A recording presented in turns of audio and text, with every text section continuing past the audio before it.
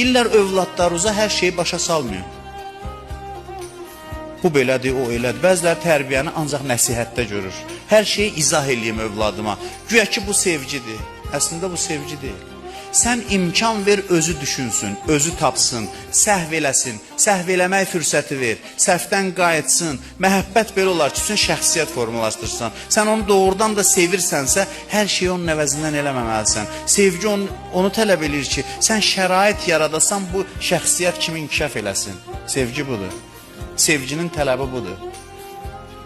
Sən şərait yaradasan, imkan yaradasan ki, övladın şəxsiyyət kimi inkişaf eləsin. Yoxsa sən sevirəm, balamı sevirəm, hər şeyi mən eləyəcəm, sən otur yerində. Bu xəyanətdir, bu düşmənçilikdir uşaqla. Sən fikirləşmə, mən fikirləşəcəm, onu həyat gözləyir qarşıda. Bu sevgi deyil, bu xəyanətdir. Onun düşüncə nurunu söndürürsən.